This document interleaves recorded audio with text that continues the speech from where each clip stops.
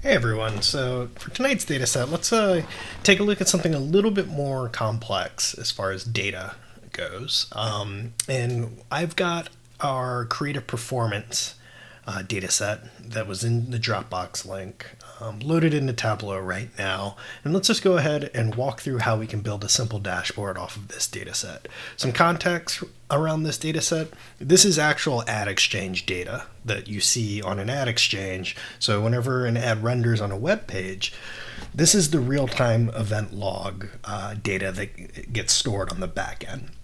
This has all been obfuscated, so it's not from a particular client or business or anything of that nature, but it gives you an idea of what real-world data looks like. So starting off, let's just take a look at what data we have to work with and see how it fits within our framework of starting at the highest level of aggregation and working our way down to the most granular cuts of data. So what we have here, starting in the first column, we have number of records. Oh, and by the way, I have already added the Excel file to Tableau. All you have to do is just connect to a Tableau file on the previous screen and you'll end up on this screen. So this is basically where Tableau is getting ready to ingest this data. If your computer has issues working, if you have an older machine and you have some latency issues or slowdown with your computer, let me know and I can give you a truncated version of this data set that should be a lot easier if you have an older machine. But let's take a look at what we're working with here today. So it looks like we've got 3, 6, 9 different fields that we're working with. Pretty straightforward. Typically on an ad exchange, you're going to have lots more columns here than what we're seeing here, but I've just tried to consolidate this to what you're going to see most commonly. So number of records, this is just some metadata showing that this is an index showing that there is one event. Let's talk about what an event is first. So you're going to have, in this data set, I believe there is going to be an impression and a click and maybe a conversion. We'll dive into that and see what types of events, but that's what it's referring to when we talk about event level data.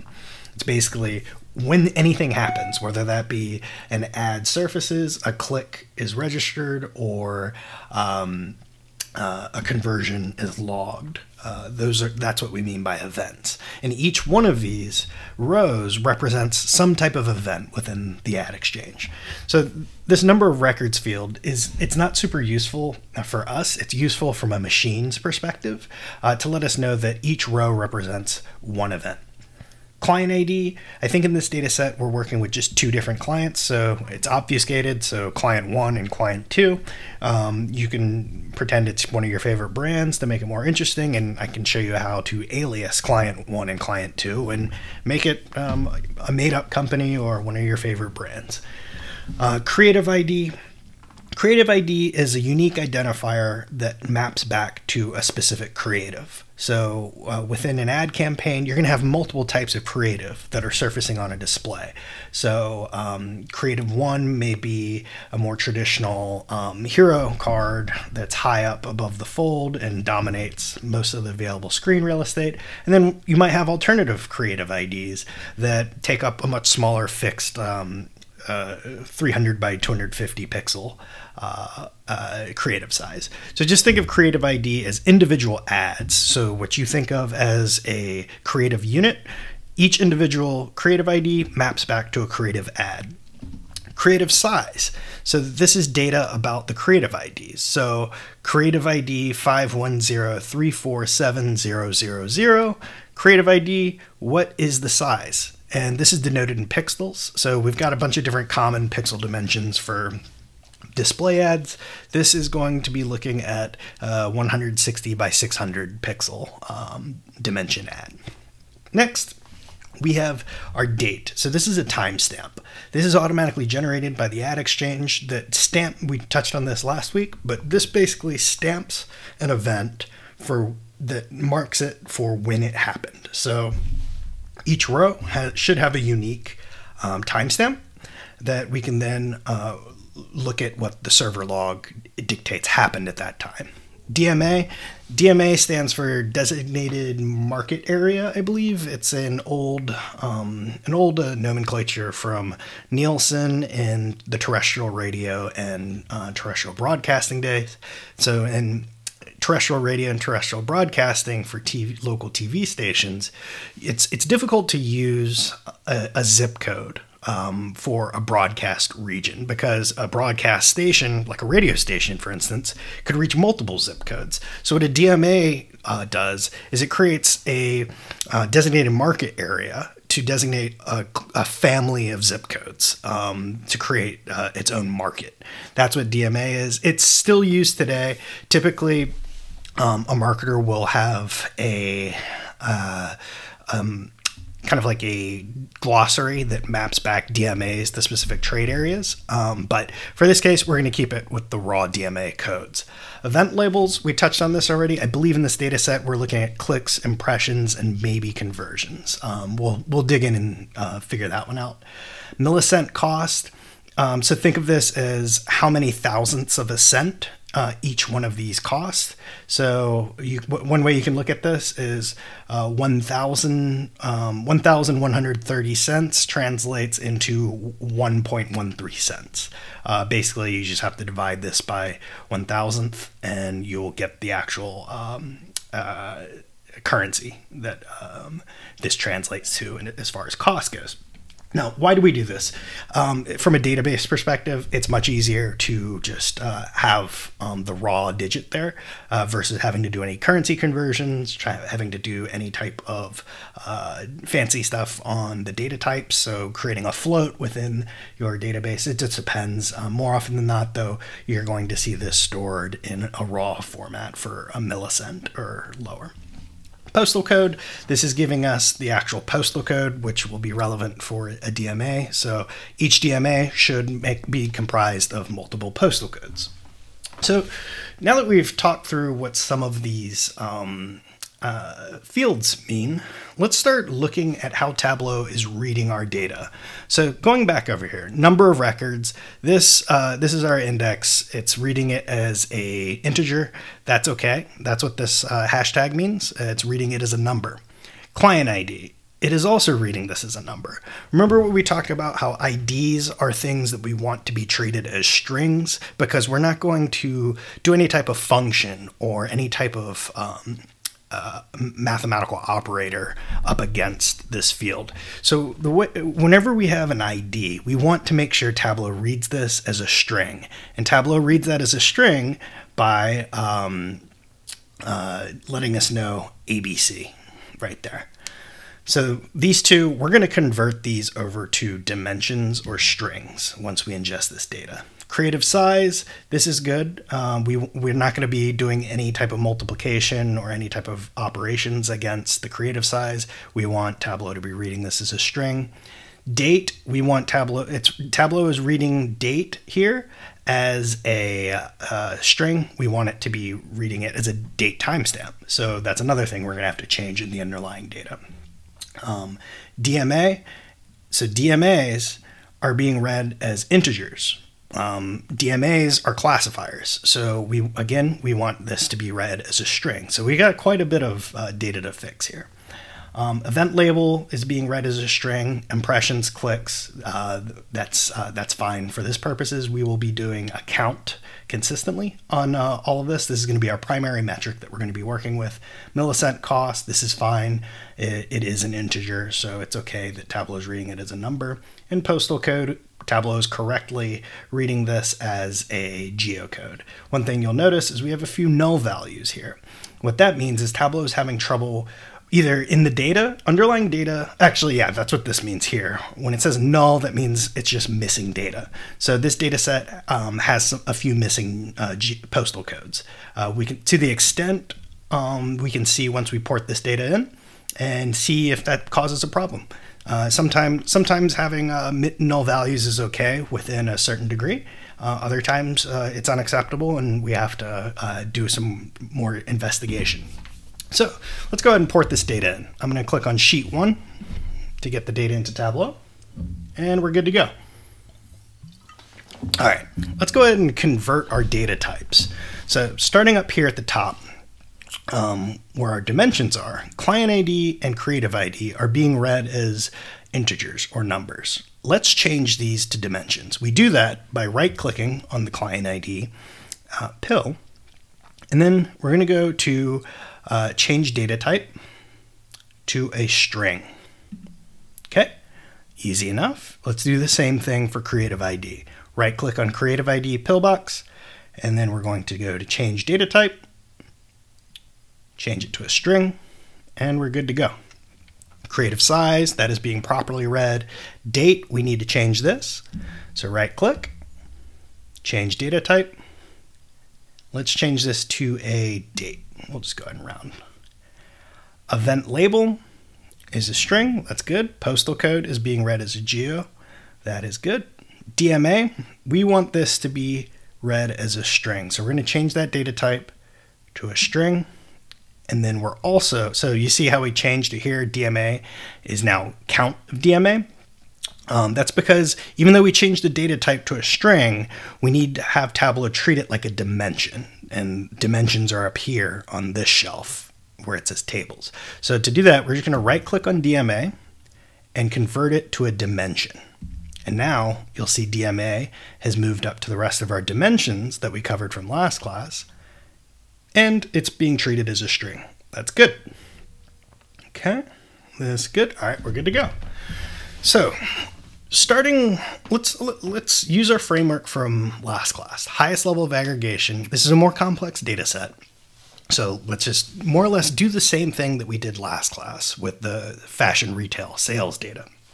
So to do that, we're just basically going to clone what we did. We took our geo data and built a map. Let's start there.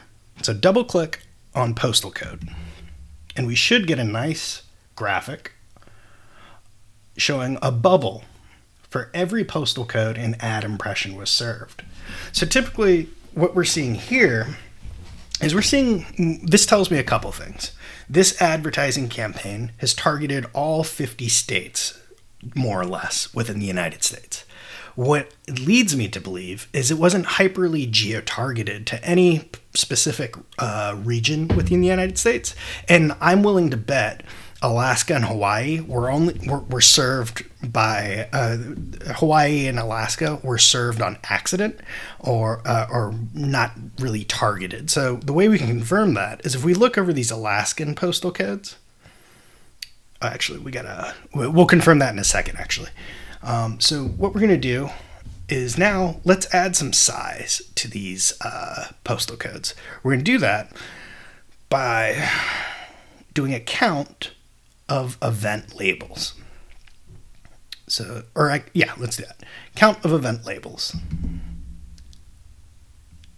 So when we double click on event label, because it's a string, Tableau is now segmenting our geos by 3 different types of events. We have clicks, conversions, and impressions. If you think about this as a funnel, impressions are at the top of the funnel, and conversions are at the bottom of the funnel. Think of an ad that surfaces on a website. In order for you to be converted, you have to first be exposed an ad. That's what happens at the impression level. In order to click through to an ad, you have to click. And then at the last stage of the funnel, you have the conversion. So this makes sense, actually, this representation. So the highest volume of postal codes are here at the impression level. The next highest is at the clicks. So this bottom section here shows us a map of all the postal codes that were surfaced impressions. And then this is showing us how many postal codes were surfaced clicks. And then now conversions are even fewer.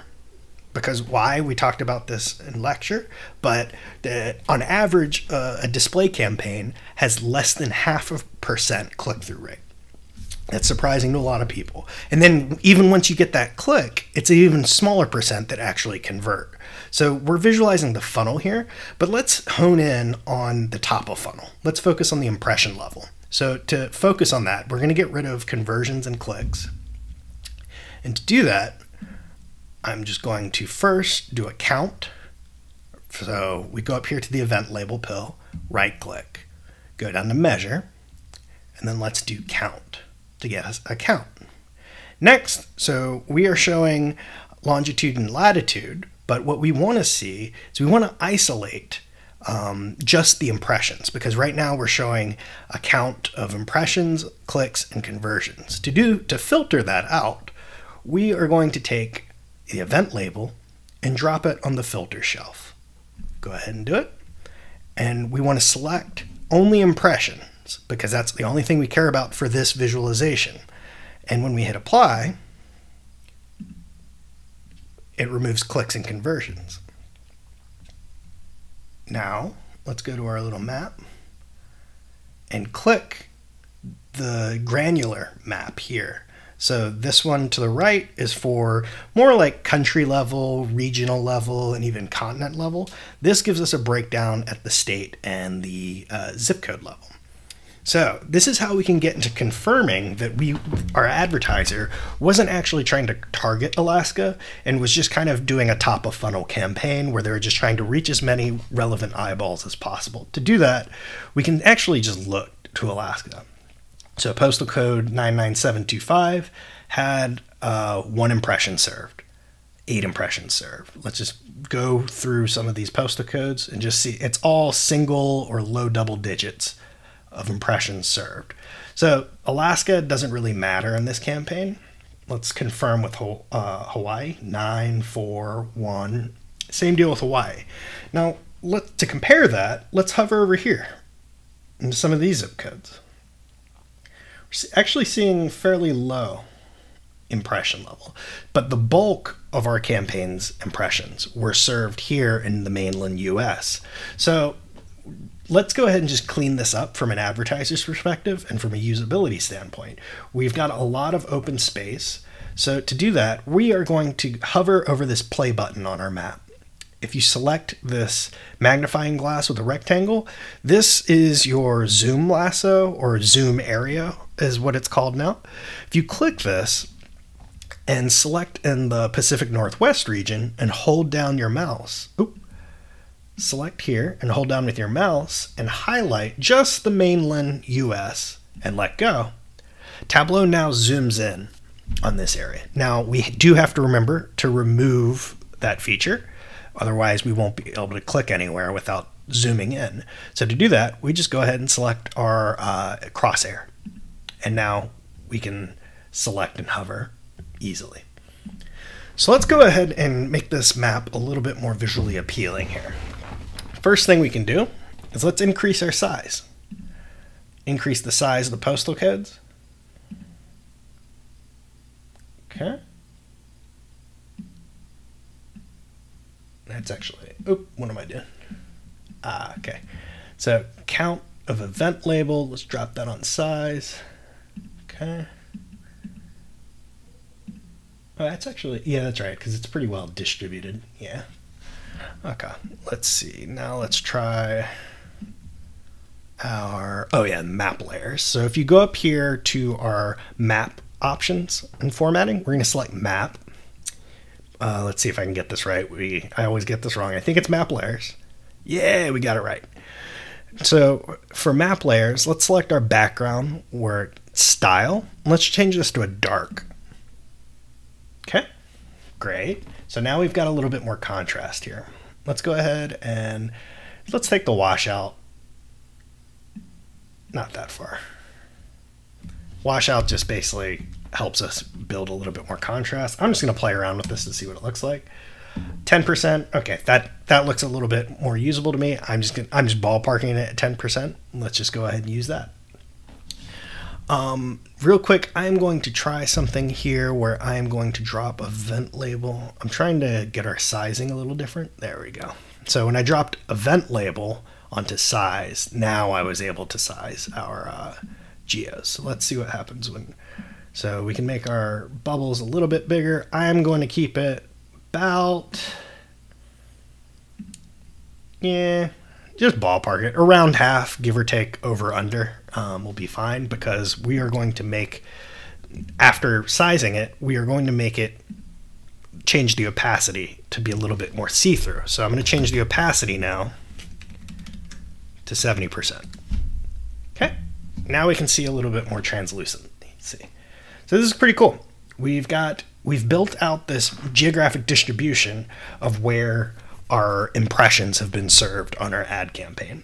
What can we see from this? Well, just I'm no geography expert, but just from seeing this is clustered mostly around metropolitan regions. You can see Central Texas, North Texas where Dallas is at, Eastern Texas with Houston, California, you can see the Bay Area, LA, and the surrounding metropolitan region, and then and also in New England, you can see all the major metropolitan regions up there. So this is going to be our first visualization. Double click down on sheet 1, and let's call this geographic distribution of impressions. Oop, I misspelled that. Distribution of impressions. And if you're having trouble with any of this, feel free to hit pause and switch over to the Zoom. Happy to answer any questions you have. All right, so we've got our map built. Let's go ahead and hit new worksheet. Let's build a time series now to see how, let's take a look at how our events were trending over time. This will help us visualize our funnel a little bit better. So if we take date, which is being read as a calendar, double check that, double click on date, and now Tableau is defaulting to the highest level of aggregation, which is the year. So let's disaggregate this. Right click on the year of date pillbox. Let's come down. Remember this first section is discrete. We want continuous. So let's just take a look at what the lowest level of aggregation is. I think this is a 1 month campaign, so daily level data should be fine. It's actually 3 days. Awesome. 5 day of date. Let me just double check that. 1 month. Yeah, it's just 1 month. So this campaign is 3 days of data that we're working with. And then let's go ahead and bring in the event label, which is going to be account. Okay. And then we're going to change event label to account, because right now we're just segmenting to account. So now we've got a three points on a line chart for 3 days of data. So this is actually the truncated data set. I was wondering why this data set was going so much faster. If you're working with the full size data set, you should have an entire month of data, but for expediency purposes, we're just going to be working with 3 days of data here. I think this is a pretty large data set. So more or less it's the same, just a larger data set with more days if you're working with the full size. So we have 3 days of data. Let's go ahead and segment this by the event type. So if we could do that by taking event label and dropping it on the color. And so we've got clicks, conversions, and impressions. Impressions, as we saw earlier, is going to be the top of funnel. We have way more impressions than we have clicks and conversions. Let's see what happens when we take impressions out. So if we take event label and drop it to the filter shelf, let's just take a look. We're going to remove impressions so that clicks and conversions are the only things showing. Hit apply. Okay, so now we can see how clicks are the second largest in volume.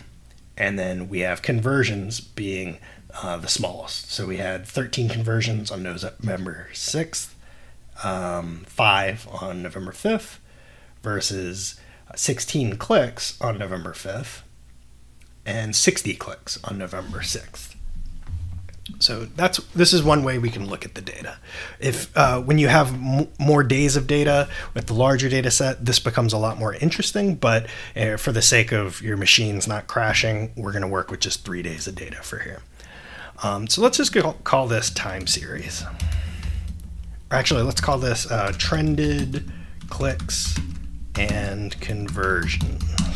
Okay. Next, let's take a look at the performance of particular creative types. So let's go ahead and go to Creative ID. We're going to bring this in to build a creative scorecard. So right here, we have all of the unique creative IDs that are within this ad campaign. Next, let's bring in the creative size. Okay.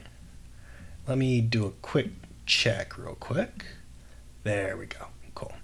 So instead of bringing creative ID in first, how we had it here, once you have this, let's rearrange creative ID to move to the right of the creative size.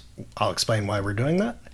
Because each creative size can have multiple creative IDs associated with it. Each one of these creative IDs is an individual ad. So the 728 by 90 pixel creative size has 5 different ads associated with it, whereas our other 2 creatives only have 2 associated creatives with it. Awesome.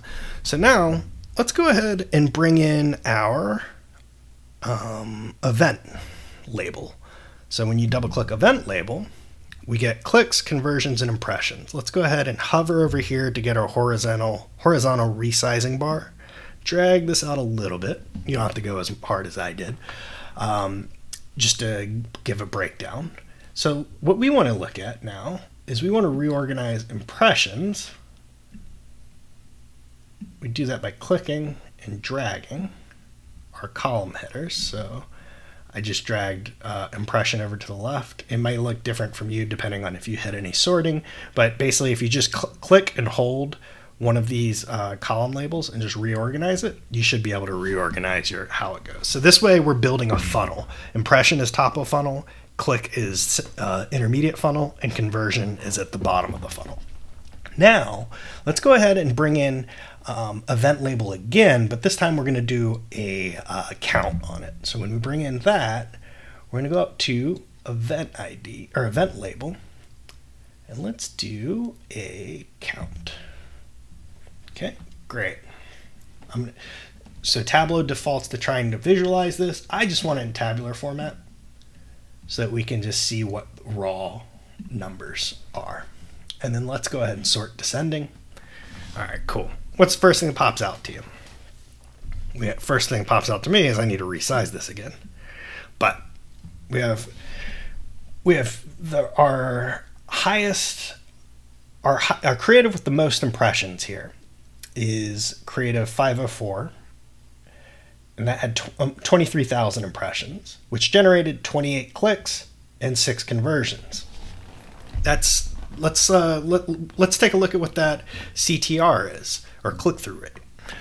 So we don't have click-through rate in this data, but you can calculate that by doing 28 over 23,000. That's actually less than what's average. That's much less actually, but it's sometimes you have poor performing ads. So 28 over 23,000 is roughly, I think it's like a tenth of a percent is the click-through rate. And so this is actually good feedback that our highest performing, or our highest our creative with the most impressions had a below industry standard click-through rate. That's important if you are a designer or a media buyer. That's important for you to know, because it could be the copy, it could be the creative, it could be the target, it could be a whole slew of things that you're going to need to investigate further downstream. The other thing that you can see is we've got conversions. So our top converting creative in nominal terms is this creative ID. If the bottom line is we need to, we're just optimizing for conversions, then there are a couple of things we could optimize here. We could optimize the creative, we could optimize the copy, we can optimize geo-targeting to help try and gas this number up. Then we've also got these two creatives here, which have driven 5 and 5 conversions. And then here we have what looks like a hole in the data. This is probably one of our null values that we saw.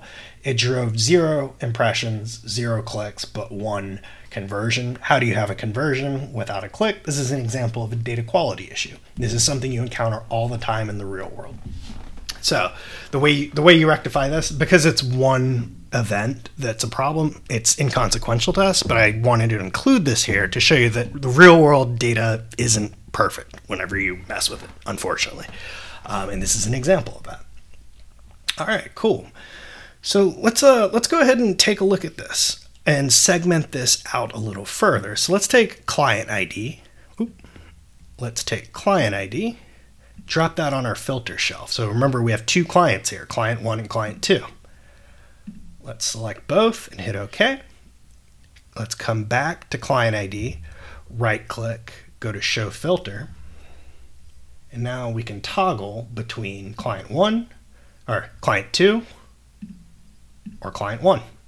And look at how performance changes for each creative across both clients. Now, again, please do not leave this wireframe format. Let's change this by selecting the dropdown, going to, since it's only 2 clients, we're going to use a single value list. This will give us a radio button here for all client 1 or client 2 or all. And next, we want to do the dropdown. Again, apply all to worksheets, or apply to worksheets, all using related data source. So now this filter will act as a filter on our geomap. We can confirm that. Now let's look at geographic distribution of impressions. Okay, so this gives us how many impressions we've served in North America. Now let's change to just client 2, and it should look very different. Yes, so we reduced our impression rate by about 30%. Just by changing that filter from client 1 to client 2. Let's not forget, we need to reset our filter. So go ahead and hit all. Good. All right, cool. So next up, let's take a look at, first, let's call this Creative Scorecard. Creative scorecards are used frequently by media planners, media buyers, and even creative folks who want to evaluate the performance of their creative and sometimes you might be A/B testing. So like these 2 creatives here, even though they're the same size, you might be A/B testing 2 different types of copy with different calls to action. Which one has a higher conversion rate? So this is one use case where this is used in a live campaign setting. Next up, all right, so let's create a new worksheet. And let's take a look at our top 10 DMAs. So first of all, DMA is going to be, so you saw how many postal codes we have. DMAs are a designated market area. We're going to have a lot of DMAs here. So let's go ahead and double click on DMA. So we've got a lot of DMAs here. And then let's do let's take a look at how let's create a scorecard for DMAs. So we've got, I double clicked on event label, and we're going to do the same thing we did before, bring in event label one more time, and we're going to change this to a measure. So we're doing a count of each one. Okay, great. So this is telling us, yeah, okay, cool. So what we can do now is we can look at which DMAs were targeted most heavily in this ad campaign. Let's go ahead and filter out clicks and conversions the same way we did before by taking event label, dropping this on filter, and let's leave only impressions selected. When we hit apply, we should just get a breakdown of impression now. So which DMAs were hit with the most impressions. Now let's sort this descending to make this a little bit more usable. So to do that, we just click here, toggle. And now this is still a pretty large and widely distributed bar graph. Let's make this a little bit more usable. So so we have well over 100 unique DMAs here. Let's say we only care, as marketers, we only care about our top 10 largest DMAs as defined by impressions. To do that, we're going to create another filter for DMA. Go to DMA, drop it on the filter shelf, and we're going to go to the top header here. Hit top. We're going to select by field. So here we're introducing some logic on Tableau side. So what we're going to tell Tableau to do is return only the top 10 DMAs, because we're filtering by DMA, and we're going to determine the top 10 by a count of event label. And because we have our impression filter already on here, it's only going to be filtering by top 10 impressions. So when we hit OK, it gets drastically reduced. Now let's add a little bit more distribution to or let's add some gradient to our bar chart now. To do that, we're going to do the exact same thing we did. We're going to take event label, drop it on color, and so right now it's only coloring it by impression because we have a filter on for our impression level filter. What we want to do now is change this logic to right click, measure, count. So now we're color coding by how many impressions were served to that DMA. If we want to add a label, it's the same thing. We're going to take event label, drop it on the label tile right here, and then change our function to a measure count. There we go. So let me undo what I just did, because when we dropped it without a function on it, it just called the impression label. What we want to do is a count of unique labels. So measure count. And that's how we got this. I don't particularly care to label things like this, because if you wanted to see the exact or precise value, you can just hover and you'll get this tooltip that'll show you 7,481. So I don't usually leave this on. In some cases I will, but this is one case where I don't think it's necessary. So I'm just going to take this and drag it off. Awesome. So let's call this top 10 DMAs, or top 10 targeted DMAs. Awesome. So now we're getting ready to pull things together. So let's review what we've done. We've got a geographic distribution of impressions. We've got a trend line of clicks and conversions. This isn't particularly useful because it's a subset of our data set. So I'm going to go ahead and leave this out. You can keep it if you want, but just because it's only 3 days, unless you're using the full data set, I'm just not going to include this just because it's 3 points of data. It's not super interesting. I'll show you what the full data set looks like if you're interested, but it is on there. Creative scorecard, so we can evaluate the performance of specific creative, and then we've got top 10 targeted DMAs. So let's go ahead and bring this together into a dashboard by going here to this middle icon for new dashboard. Click that. First thing we need to do every time is go to size and let's make this dynamic so that the dashboard will auto scale to the size of the device viewing the dashboard. So to do that, we're going to hit automatic. Great. And I'm going to go ahead and bring the map in first. Great. Cool. Now let's take our top 10 targeted DMAs and move that to the right of our map. To do that, you're just going to hold where we're dragging that worksheet title until you get this grayed out section up to the right.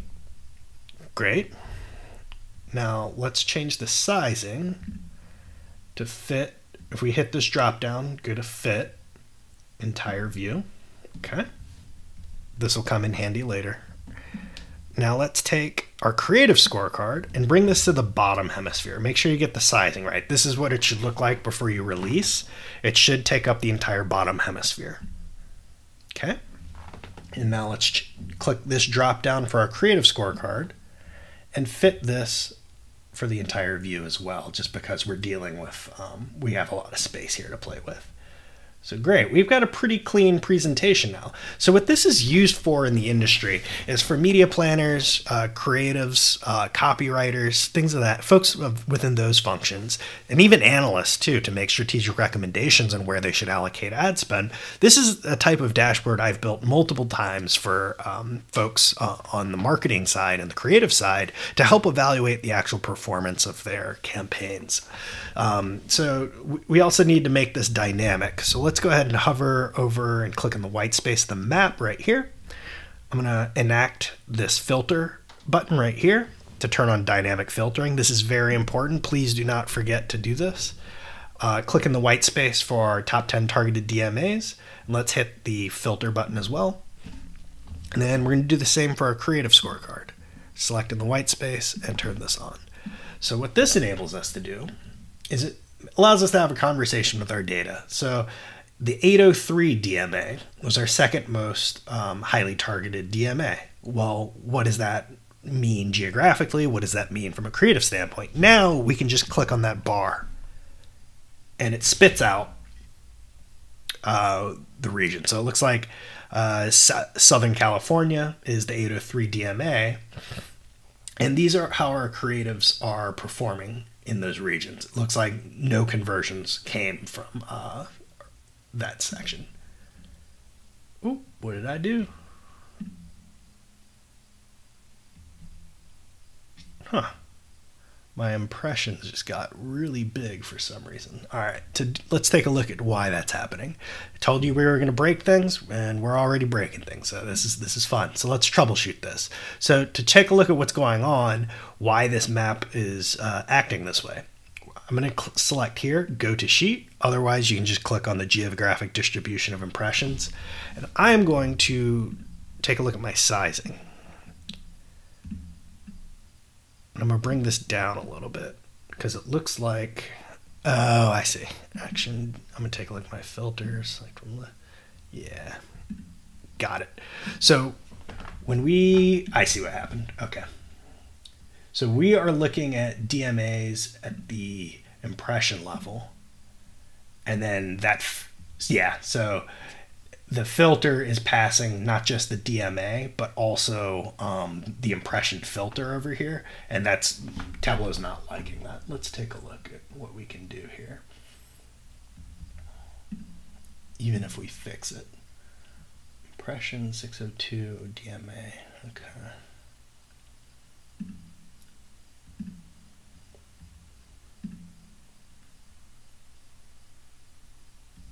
Is that filter, did I screw something up? Let's take a look here. Okay, yeah, I see. All right, so I'm back and I figured out what I did wrong. So if you remember, we left this geo map completely unfiltered. So it was showing impressions, clicks, and conversions. Here, we tried to get fancy and isolate just the impressions and get rid of the conversions and clicks. Tableau doesn't like that when we start trying to cross-apply filters. So the way to fix this is if you go to your top 10 DMAs, well, first go to your geographic map, and let's bring down the size of these. Originally, we had them up to the midway point, but that's way too big once you start factoring in impressions, clicks, and conversions. Instead, do what we defaulted to earlier in the class to just this lower sized. You can bring it up a little bit more than that. I'm going to put it right somewhere in there. You'll be fine. It doesn't need to be perfect. And then we're going to go over to this top 10 targeted DMAs. And what I did is I right-clicked on the event label filter and then enabled the show filter button. And I got rid of this wireframe to become a single value list so that we could toggle between clicks, top 10 DMAs by clicks, by conversions, and impressions. Tableau likes that much more, even though it's not as pretty to look at because impressions make up the bulk of this campaign. It's skewing things, and conversions and clicks don't really show up unless you hone in on them. Remember, we only had a handful of clicks and even smaller volume of conversions that we saw on our creative scorecard. So let's just go ahead and reorganize this one more time and bring impressions over here.